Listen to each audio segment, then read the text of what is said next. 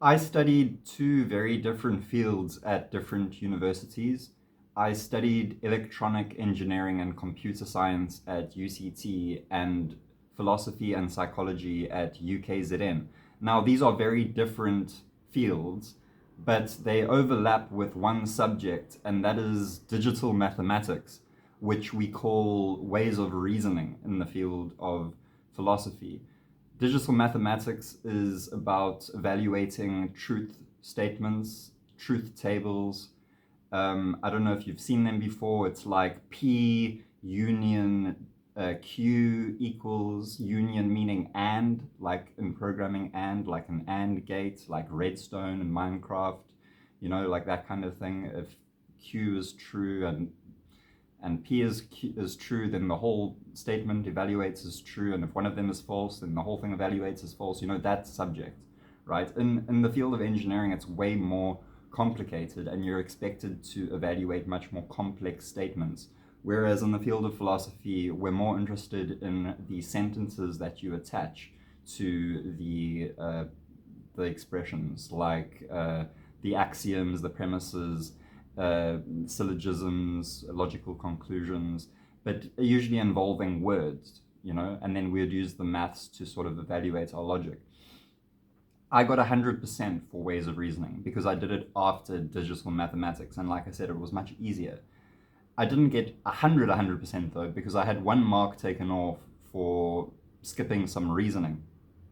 And I went to the lecturer to explain the reasoning, and I was explaining to him that false and anything is always false, right? And true or anything is always true. It doesn't matter what comes after the or. If you have true or, and it could be a very long expression, it's still going to evaluate true because you have true or at the beginning.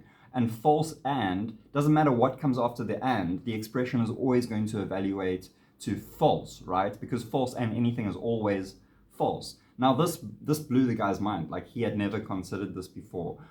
And in the field of engineering, this is something that's like you taught it very soon, but it's something that you shouldn't have to be taught because it's self-evident.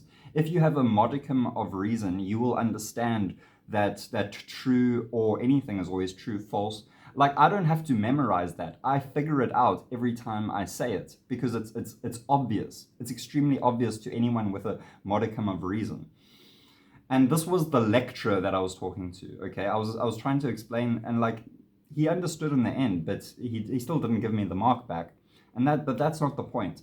The point of the story is that when it comes to intelligence, the difference between engineering students and humanities students is night of day. Remember, this is a lecturer that I was talking to about here, and none of the students were smart enough to get this either. I gave one of the lectures when the lecturer wasn't present, but that's besides the point.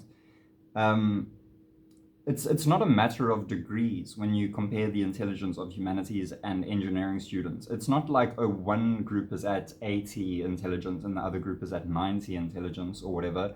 It's like 0 and 100. It's like the engineering students have something that the humanities students completely lack, and that is the ability to reason. It's as if the humanities students don't have brains at all, but that's not true because they do have brains for certain things, just not for reasoning.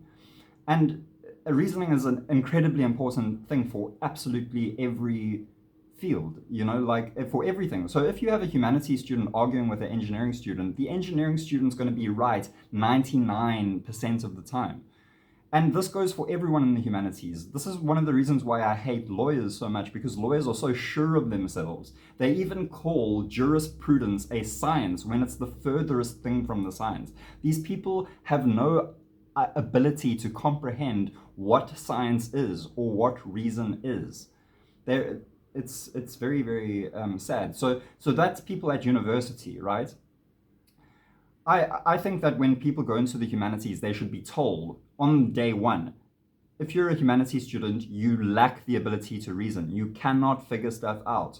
You have other abilities, but the engineering, the maths guys, they are just way, but they'll never admit this to themselves. They need to admit and accept it. But humanities students will never admit this, and they'll never accept this because they lack the ability to. They lack reason.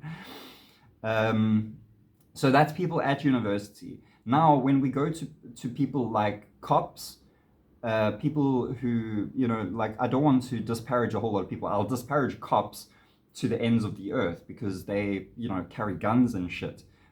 But it's true for basically everyone around the world. They say that stupidity is way more common than you think it is, and that's because you're probably one of the stupid people as well. Yeah, there is just absolutely no way that a policeman could. They I should have ended the video at "you probably one of the stupid ones too."